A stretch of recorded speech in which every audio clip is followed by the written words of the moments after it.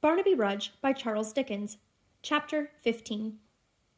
At noon next day, John Willet's guest sat lingering over his breakfast in his own home, surrounded by a variety of comforts which left the Maypole's highest flight and upmost stretch of accommodation at an infinite distance behind, and suggested comparisons very much to the disadvantage and disfavor of that venerable tavern.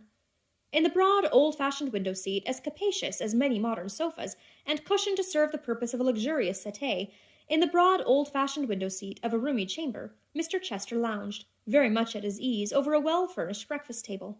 He had exchanged his riding-coat for a handsome morning-gown, his boots for slippers, had been at great pains to atone for the having been obliged to make his toilet when he rose without the aid of dressing-case and towering equipage, and having gradually forgotten through these means the discomforts of an indifferent night and an early ride, was in a state of perfect complacency, indolence, and satisfaction.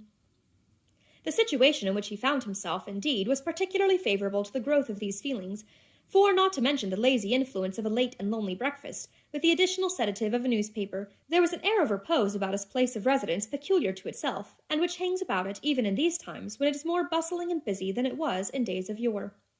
There are still worse places in the Temple, on a sultry day, for basking in the sun, or resting idly in the shade. There is yet a drowsiness in its courts, and a dreamy dullness in its trees and gardens. Those who pace its lanes and squares may yet hear the echoes of their footsteps on the sounding stones, and read upon its gates in passing from the tumult of the Strand or Fleet Street, "Who enters here leaves noise behind." There is still the plash of falling water in Fair Fountain Court, and there are yet nooks and corners where dun-haunted students may look down from their dusty garrets, on a vagrant ray of sunlight patching the shade of the tall houses, and seldom trouble to reflect a passing stranger's form. There is yet in the Temple something of a clerkly monkish atmosphere, which public offices of law have not disturbed, and even legal firms have failed to scare away. In summer-time its pumps suggest to thirsty idlers springs cooler and more sparkling, and deeper than other wells, and as they trace the spillings of full pitchers on the heated ground, they snuff the freshness, and sighing cast sad looks towards the Thames, and think of baths and boats, and saunter on, despondent. It was in a room in Paper Buildings, a row of goodly tenements, shaded in front by ancient trees, and looking at the back upon the Temple Gardens, that this our idler lounged, now taking up again the paper he had laid down 100 times, now trifling with the fragments of his meal, now pulling forth his golden toothpick, and glancing leisurely about the room or out at window into the trim garden walks, where a few early loiterers were already pacing to and fro. Here a pair of lovers met to quarrel and make up. There a dark-eyed nursery-maid had better eyes for Templars than her charge. On this hand an ancient spinster, with her lap-dog in a string, regarded both the Normandys with scornful sidelong looks. On that a weazen old gentleman, ogling the nursery-maid, looked with like scorn upon the spinster, and wondered she didn't know she was no longer young. Apart from all these, on the river's margin 2 or 3 couple of business talkers walked slowly up and down in earnest conversation, and one young man sat thoughtfully on a bench, alone. "Ned is amazingly patient," said Mr. Chester, glancing at this last-named person as he set down his teacup and plied the golden toothpick. "Immensely patient. He was sitting yonder when I began to dress, and has scarcely changed his posture since. A most eccentric dog." As he spoke, the figure rose and came towards him with a rapid pace. "Really, as if he had heard me," said the father, resuming his newspaper with a yawn. "Dear Ned." Presently the room door opened, and the young man entered, to whom his father gently waved his hand and smiled. "Are you at leisure for a little conversation, sir?" said Edward. "Surely, Ned. I am always at leisure. You know my constitution. Have you breakfasted?" 3 hours ago." "What a very early dog!" cried his father, contemplating him from behind the toothpick, with a languid smile. "The truth is," said Edward, bringing a chair forward and seating himself near the table, "that I slept but ill last night, and was glad to rise.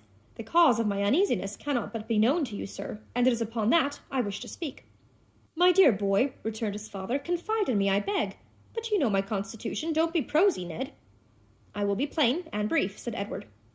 "Don't say you will, my good fellow," returned his father, crossing his legs, "or you certainly will not. You were going to tell me?" "Plainly this, then," said the son, with an air of great concern, "that I know where you were last night, from being on the spot indeed, and whom you saw, and what your purpose was." "You don't say so," cried his father. "I am delighted to hear it. It saves us the worry and terrible wear and tear of a long explanation, and is a great relief for both. At the very house! Why didn't you come up? I should have been charmed to see you." "I knew that what I had to say would be better said after a night's reflection, when both of us were cool," returned the son. "'Fore gad, Ned," rejoined the father, "I was cool enough last night. That detestable Maypole! By some infernal contrivance of the builder, it holds the wind and keeps it fresh. You remember the sharp east wind that blew so hard 5 weeks ago? I give you my honor it was rampant in that old house last night, though out of doors there was a dead calm. But you were saying. I was about to say, heaven knows how seriously and earnestly, that you have made me wretched, sir. Will you hear me gravely for a moment? My dear Ned, said his father, I will hear you with the patience of an anchorite. Oblige me with the milk. I saw Miss Haredale last night, Edward resumed, when he had complied with this request. Her uncle, in her presence, immediately after your interview, and, as of course I know, in consequence of it, forbade me the house, and with circumstances of indignity which are of your creation, I am sure, commanded me to leave it on the instant. For his manner of doing so, I give you my honor, Ned, I am not accountable, said his father. That you must excuse. He is a mere boor, a log, a brute, with no address in life, positively a fly in the jug, the first I have seen this year. Edward rose and paced the room. His imperturbable parent sipped his tea. Father, said the young man, stopping at length before him, we must not trifle in this matter. We must not deceive each other or ourselves. Let me pursue the manly open part I wish to take, and do not repel me by this unkind indifference. Whether I am indifferent or no, returned the other, I leave you, my dear boy, to judge.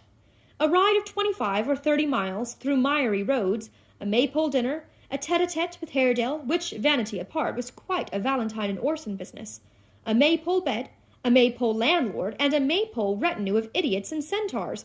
Whether the voluntary endurance of these things looks like indifference, dear Ned, or like the excessive anxiety and devotion and all that sort of thing of a parent, you shall determine for yourself.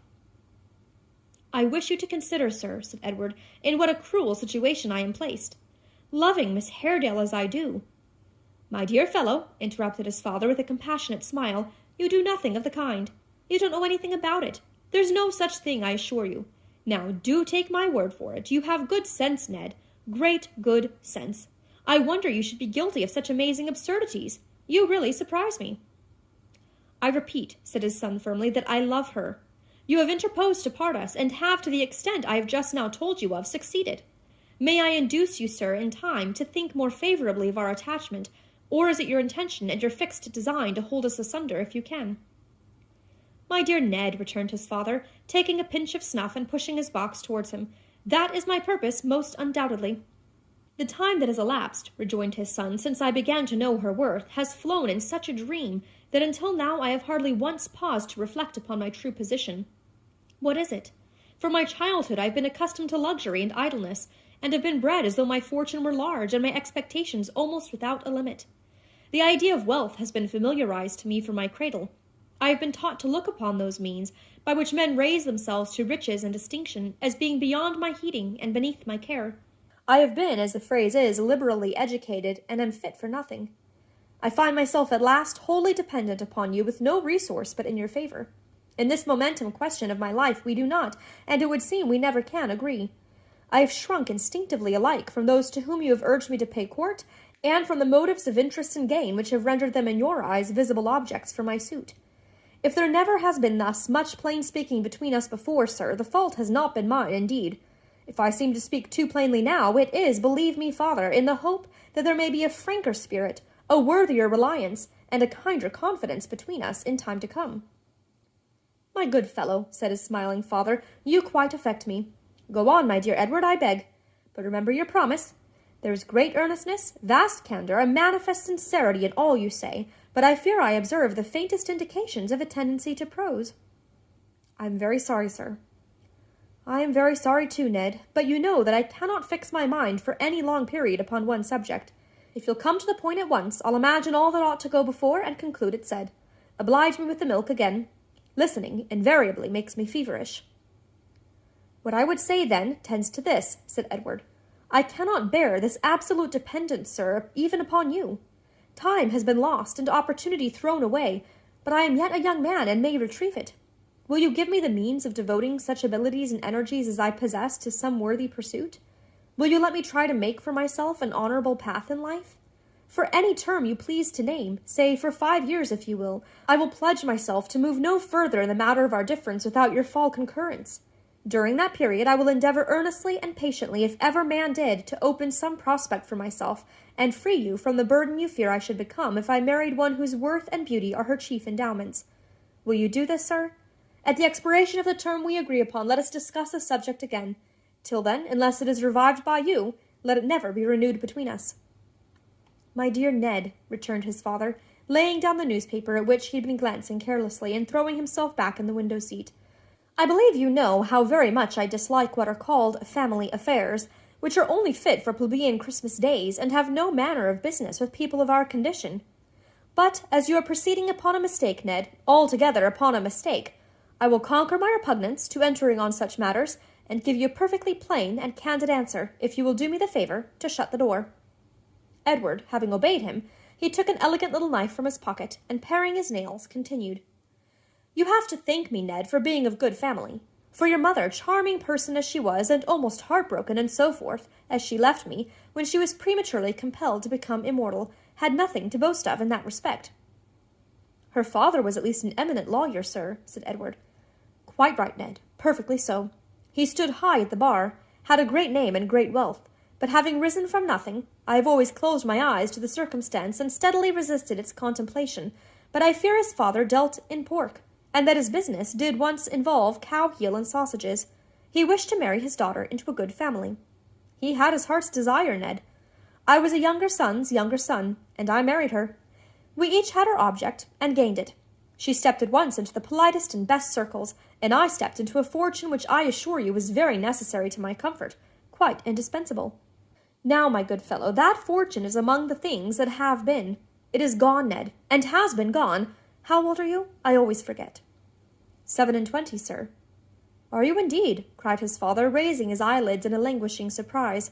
"So much? Then I should say, Ned, that as nearly as I remember, its skirts vanished from human knowledge about 18 or 19 years ago.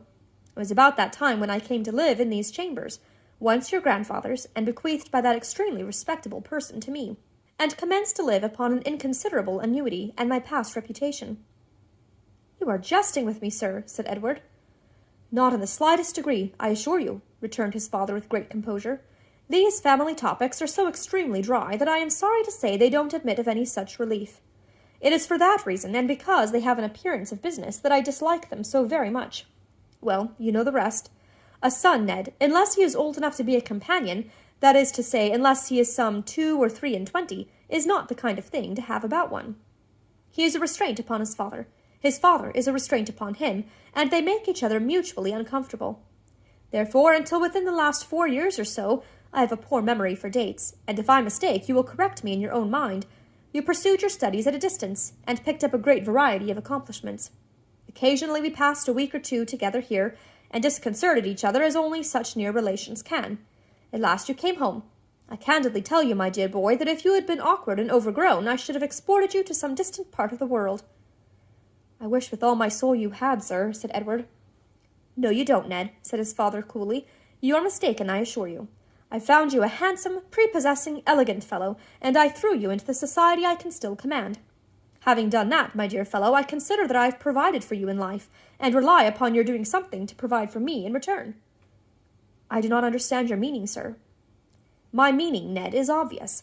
I observe another fly in the cream jug, but have the goodness not to take it out as you did the first, for their walk when their legs are milky is extremely ungraceful and disagreeable. My meaning is that you must do as I did, that you must marry well and make the most of yourself." "A mere fortune-hunter!" cried the son indignantly. "What in the devil's name, Ned, would you be?" returned the father. "All men are fortune-hunters, are they not?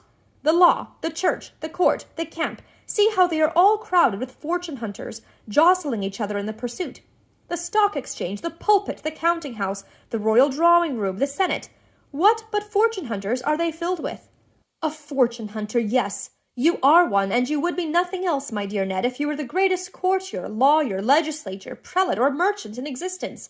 If you are squeamish and moral, Ned, console yourself with the reflection that at the very worst your fortune-hunting can make but one person miserable or unhappy. How many people do you suppose these other kinds of huntsmen crush in following their sport? Hundreds at a step, or thousands?" The young man leaned his head upon his hand and made no answer. "I'm quite charmed," said the father, rising and walking slowly to and fro, stopping now and then to glance at himself in the mirror or survey a picture through his glass with the air of a connoisseur. Though we have had this conversation, Ned, unpromising as it was, it establishes a confidence between us which is quite delightful and was certainly necessary, though how you can ever have mistaken our positions and designs, I confess I cannot understand. I conceived, until I found your fancy for this girl, that all these points were tacitly agreed upon between us. I knew you were embarrassed, sir, returned the son, raising his head for a moment and then falling into his former attitude, but I had no idea we were the beggared wretches you describe. How could I suppose it, bred as I have been, witnessing the life you have always led, and the appearance you have always made? My dear child, said the father, for you really talk so like a child that I must call you one, you were bred upon a careful principle. The very manner of your education, I assure you, maintained my credit surprisingly. As to the life I lead, I must lead it, Ned. I must have these little refinements about me. I have always been used to them, and I cannot exist without them. They must surround me, you observe, and therefore they are here. With regard to our circumstances, Ned, you may set your mind at rest upon that score. They are desperate. Your own appearance is by no means despicable, and our joint pocket money alone devours our income. That's the truth. Why have I never known this before? Why have you encouraged me, sir, to an expenditure and mode of life to which we have no right or title?